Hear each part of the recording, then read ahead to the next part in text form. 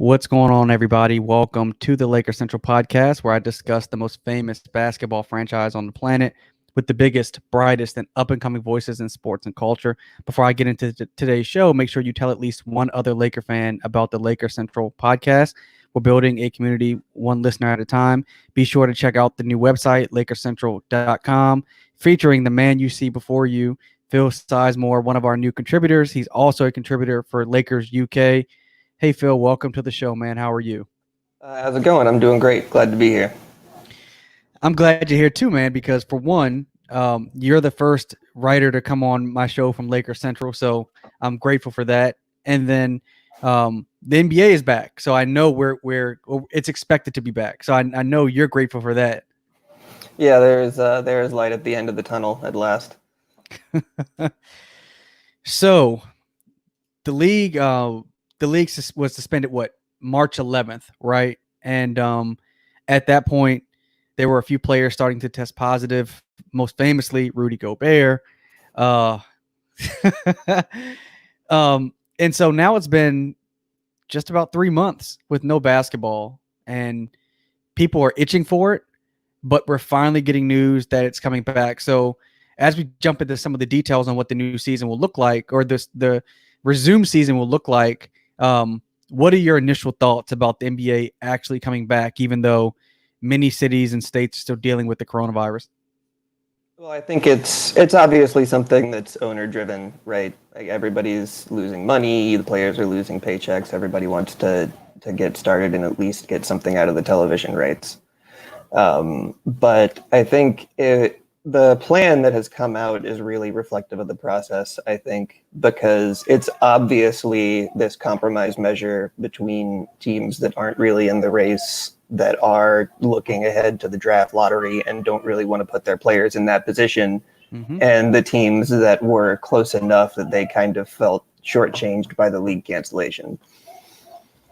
I mean, of all the major sports leagues in America, I think the NBA was and is the most ready to actually resume play. It's not going to be easy for the NBA or any of these franchises or sports leagues to come back, but the NBA, Adam Silver has a good relationship with the owners, with the players. We do know that the league is a superstar-driven league, and if the superstars want to play, that's half the battle, right? And all of a sudden, Lakers are good again, right? And that's the next part of this equation where I have a friend that's a San Antonio Spurs fan, and he used to always say, the NBA is better when the Lakers are good. I mean, that's the reality. Regardless if fans of other franchises hate us or not, the Lakers drive clicks, they drive views. We have LeBron James and Anthony Davis. I mean, the Lakers really are the focal point of the league. And so now this franchise is the best in the West, second in the NBA. Potentially we could face the Bucks. And so there was just so much on the line, not to mention a potential, playoff matchup against the Clippers. There's just so much on the line for this season that I'm not surprised the league is finding a way to actually get this thing up and running again. Yeah, the narratives are really writing themselves, right? Like it's LeBron versus Kawhi in the West. It's Kawhi and LeBron versus Giannis in the East. Who's really the best player? That's kind of open to a lot of interpretation right now. And we've got three really good teams with three really different philosophies of how to win basketball games. And it's just the stage is set for really good entertainment. I'm not surprised everyone wants to get to it.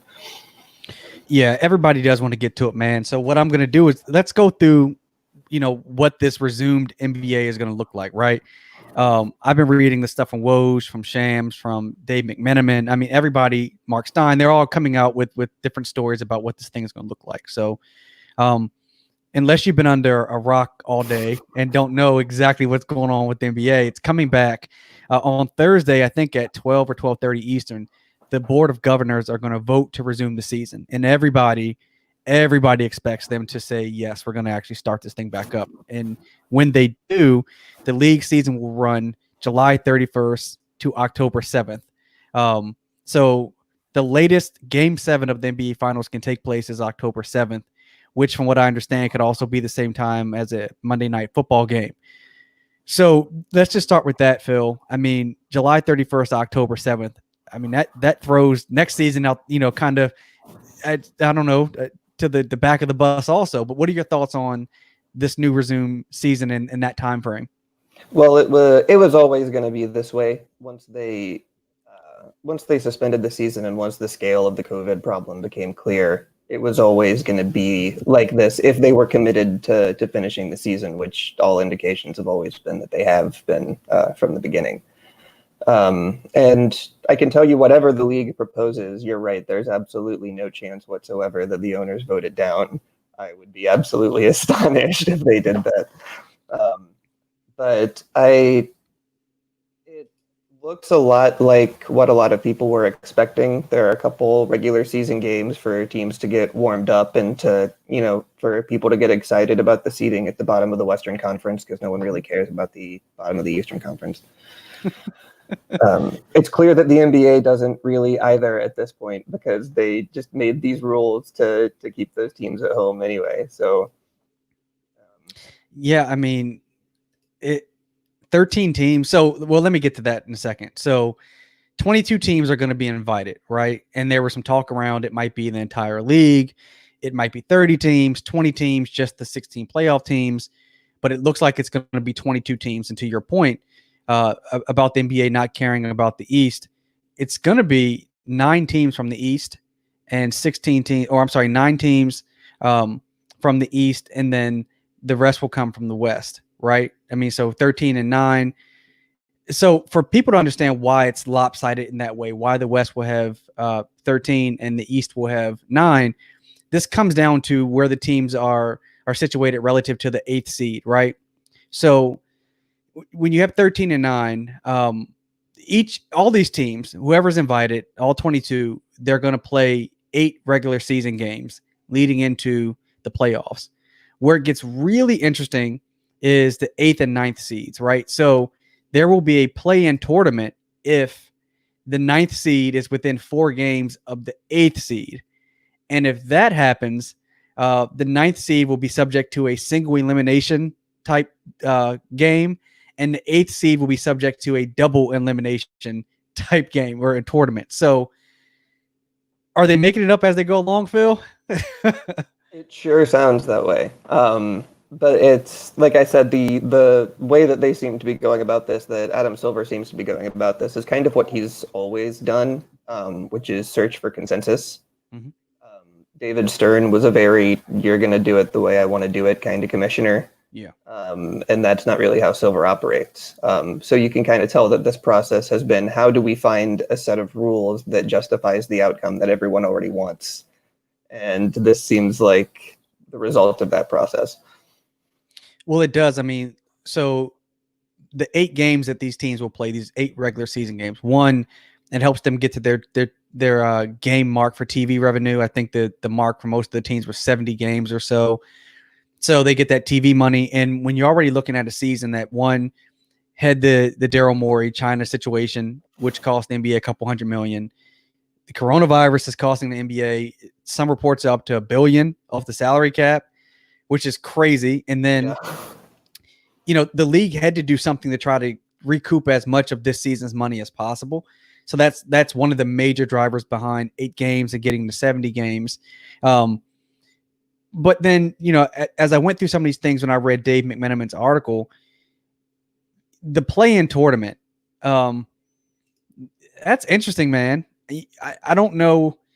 So I guess at this point, if the 9th seed is not within 4 games, then they just get sent back home, and then we go right into the playoffs as normal.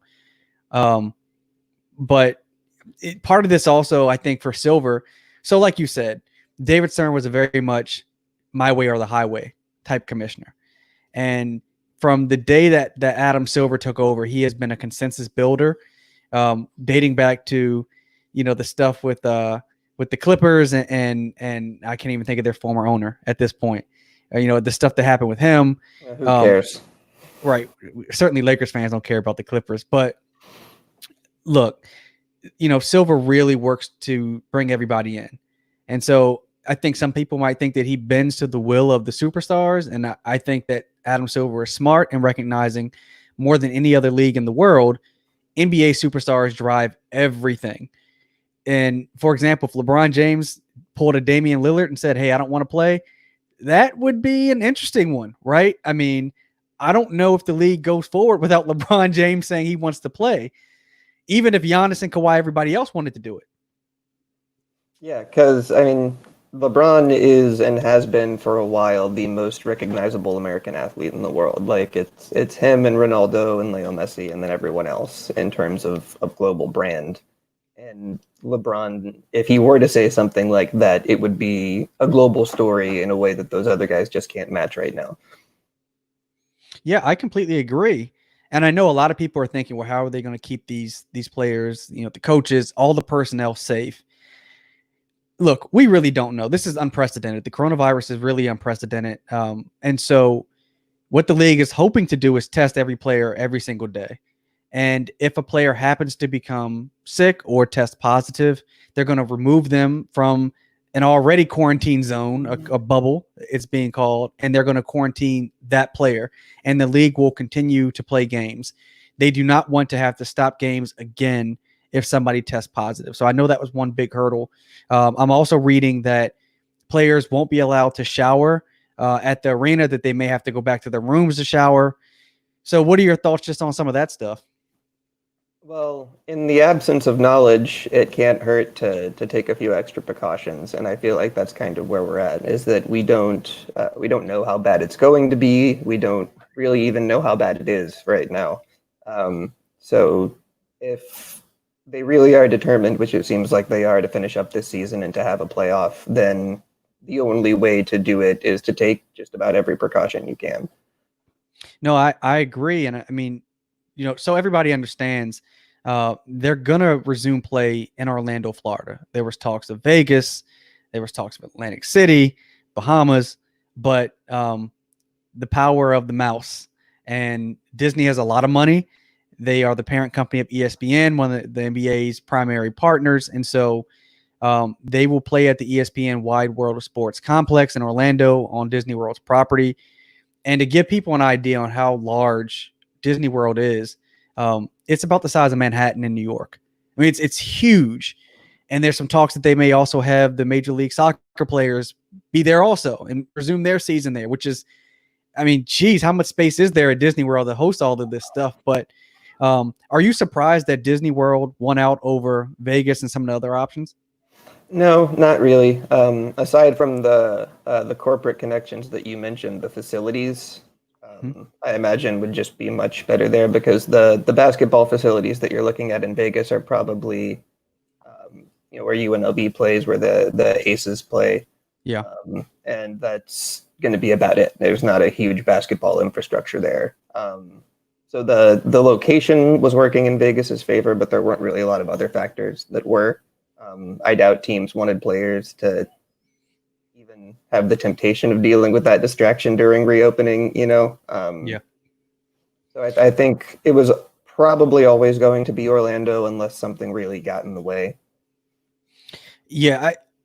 So I thought Vegas had a real good shot. One, because the league has so much success with Summer League there, the Thomas and Mack Arena, Vegas being a drive away from LA. I just figured Vegas makes a lot of sense. And then it was a few weeks ago when Vegas's mayor went on Anderson Cooper's show and started sounding really ignorant towards the impact of the coronavirus.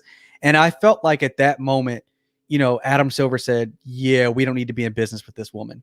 Not the way the players are, obviously with the protests going on currently right now. There's just a lot going on. And to have, someone in charge on the government level that is that ignorant, not that some of the officials in Florida do any better, but at least at Disney World, when it's a private property, so to speak, it can be isolated in a way that a municipality cannot. And so, look, ESPN also, I mean, that connection between ESPN and the NBA and the ESPN complex there in Orlando, they already have studio facilities. They've got 6 basketball courts, I believe. I mean, they're really set to go now. With the MGM in Vegas, they were going to have to build basketball courts and do some other things. So this is really turnkey, I think, for the NBA. And I'm not surprised that that's the reason why, one of the reasons why they probably chose Orlando. Now, the Lakers have worked hard all season to maintain home court advantage, right? And as have the Bucks. And now all of a sudden, there won't be games at Staples Center or games at wherever the Bucks play, whatever the arena is called. But there won't be games there, so home court won't be what we're accustomed to. So have you seen what's being proposed for the home court stuff? Yeah, I have. So let me go through some of this for those that don't know. So the first thing, they're talking about awarding the higher seed, the second, third, and fourth. So the first possession of the second, third, and fourth quarter of the game. So you tip the ball off, and then regardless of that tip off, higher seed would get the first possession of the second, third, and fourth quarter. They're talking about the higher seed being able to designate one player with 7 fouls instead of 6. An extra coach's challenge. The higher seed being allowed to transport their actual hardwood home court to Orlando. And funny thing about that, Frank Isola said this morning that the Knicks used to do that when they would practice down in South Carolina. They would actually take their home court. And then, so teams that are seeded 1 through 16 would be allowed to pick what hotel they stayed at. So the Bucks would get first choice, Lakers get second choice. So basically, if you're the 16th seed, you get to stay wherever's left over. Do any of these jump out to you as being advantageous for the Lakers?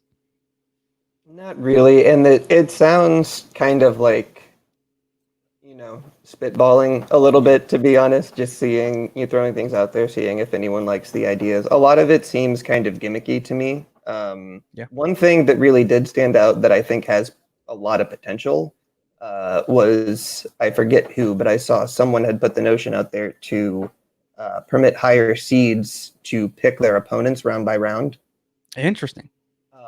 And I think that is something that would preserve the advantage that you worked for in the regular season, right? We played, 60 some games. Those games should mean something. You should have a real advantage that comes from that. But at the same time, it's not gimmicky or shallow or something that is inherently unfair. I think extra possessions is really fiddling with the mechanics of the game on the court as opposed to the structural advantages that you would get from a crowd or picking your opponent or something like that.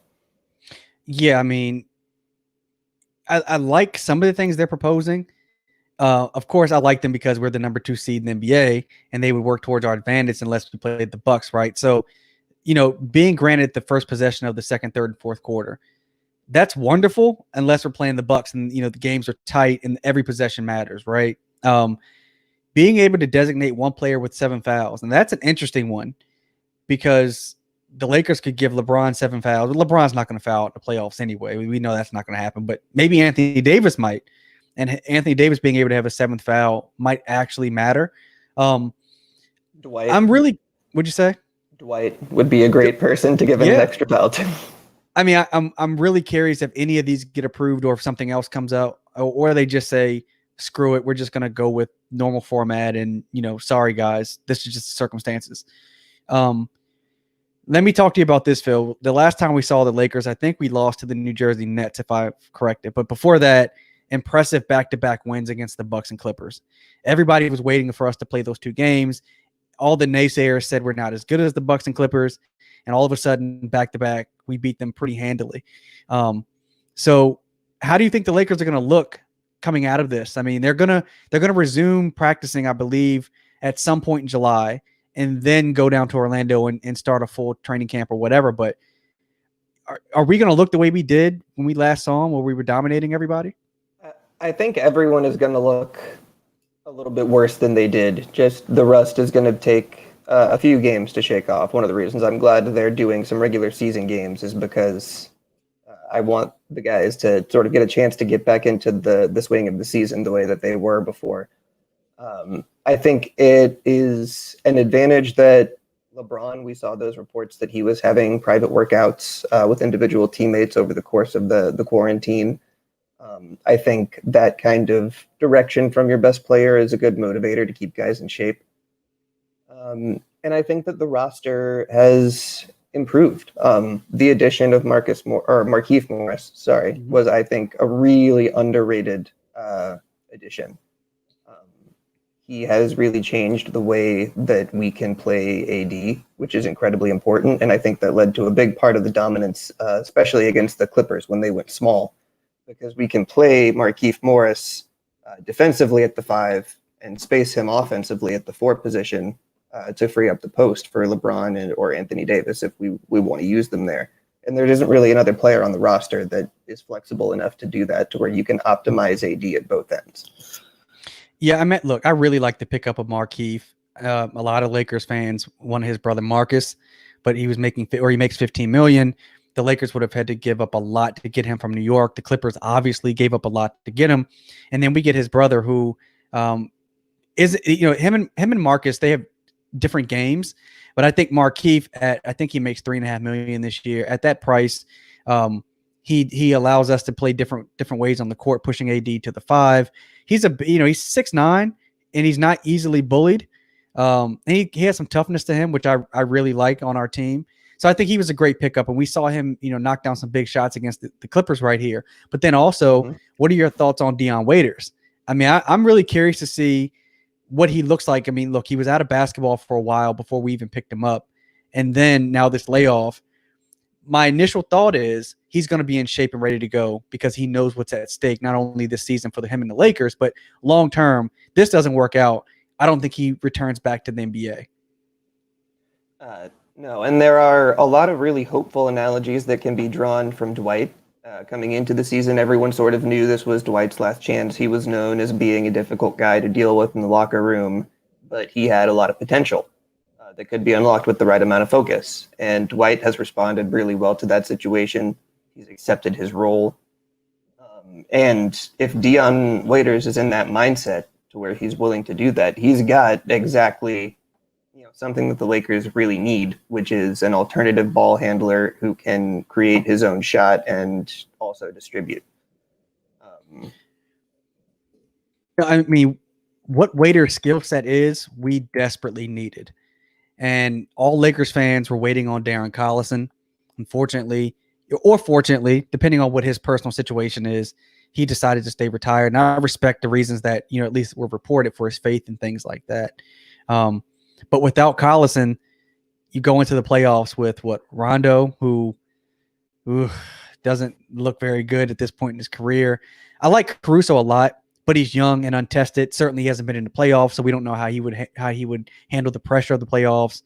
The Lakers were, relying on LeBron to be the primary guy, bringing the ball up the court and getting everybody involved every single night in the playoffs is a lot to ask for. And one of the things you saw this season is when LeBron or AD is off the court, and Vogel does a good job of keeping one of them on the court, but certainly when LeBron is off the court, the team is markedly worse, right? Even though you've got Anthony Davis. And I think one of those reasons is there's no other scoring option on the floor besides Anthony Davis, right? I mean, we hoped Kuzma would be that third guy this season, but he started off the season injured. This is his third year in the league, so he's still learning, even though I know he's a little bit older than some of the other prospects in his draft class. But they really didn't have a guy that could just go out and get a bucket sometimes. And if there's one thing Dion Waiters can do, he can get a bucket. And I feel like when you look at JaVale McGee, you look at Dwight, this Lakers team has been, basically, look, nobody else wants you. Come here. Show us you want to play. Show us you want to work, and an opportunity. And everybody that's on this team, I think, has had an opportunity to contribute. And I think Waiters will also. Yeah. And people think of him a lot as the sort of rowdy guy from his Cleveland days who hated having to take a backseat to Kyrie and wanted to be the man, right? That's sort of what made his reputation in the league.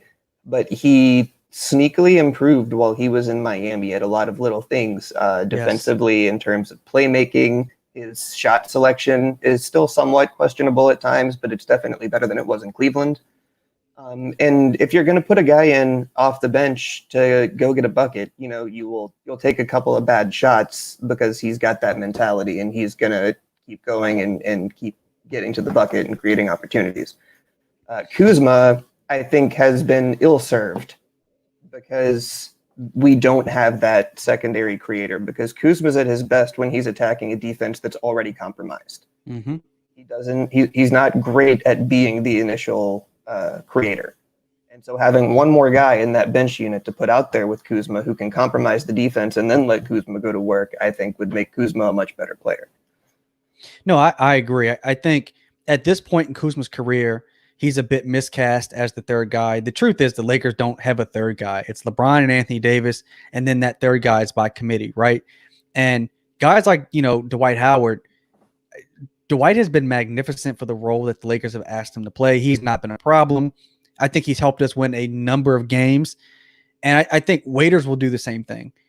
Waiters is another guy like Markieff that he's not easily pushed around. He's 6'4". He's got a 6'9" wingspan. And you can go on YouTube and find highlights of him guarding guys like Lou Williams and Kawhi. And look, they're better than him, obviously. But he holds his own. And I appreciate that from that guy. And then he's not afraid to take the big shot. And if there's one thing we know from LeBron, he will pass you the ball to take a big shot. And I feel like some of the guys on the Lakers team, someone like a Kyle Kuzma, if you ask him to hit a game winner or to make a clutch basket down the stretch, he may not be ready for that. But Waiters is going to be ready for that. Hit or miss, he won't be afraid to take that shot. Yeah, but I mean, because every time Dion Waiters steps on the court, he thinks he's the best player on the court. Even though he probably knows, along with everyone else, that it's not really true. Like, that's the mindset that he brings to the game with, is if I see my moment, I'm going to take it. And that is exactly the kind of guy that you want in those moments, someone who's not going to be afraid of taking a big shot or having to make a big play. Yeah, I like what he brings. And I think that this Lakers team has probably stayed in shape as best they can. There's been pictures and video of LeBron out there riding his bike, Anthony Davis, those guys staying in shape. But it is going to be a difference. I mean, look, their bodies are healthier and more athletic than 99% of the people on the planet. But when you've sat around for almost 3 months, even though they look like they're in shape, it's one thing to be in shape and then to be in basketball shape. So it's going to take some ramping up for those guys. But this is one of the beauties of having what I think is a veteran team. These guys, almost all of them have been either in the playoffs or to the finals at least one time in their career. They know what's expected of them, whether it's the coronavirus, whether it's playing under the specter of Kobe passing away this season. This franchise and this team, I think, is ready for what's being thrown at them. And I think that having all these veteran guys for this title run will make all the difference. So, Phil, I want to thank you for coming on the show. I definitely want. Hey, you're welcome. Everybody, Phil is doing a playoff series on some of our potential matchups, and he already released an article on LakersCentral.com about us possibly playing the Memphis Grizzlies, but that might not be the case. It may change. So, Phil, you've got a couple more articles that's going to come out eventually, correct? Yeah. I'll be looking at New Orleans. I'll be looking at Portland. Definitely maybe a couple of others, time willing, but I really want to dig into those matchups because all three of those teams present really different problems. Yeah, they do. Make sure you guys check out Phil's articles at LakersCentral.com. Also, check out Phil's work on Lakers UK. Shout out to Lakers UK and Matt across the pond. Matt's a good guy, and I'm glad that all of us Lakers fans are able to connect and provide you guys with some content. So, Phil, again, thank you for coming on. Make sure you guys are following me on Twitter at LakersCentral365. And until next time, folks, I'm out.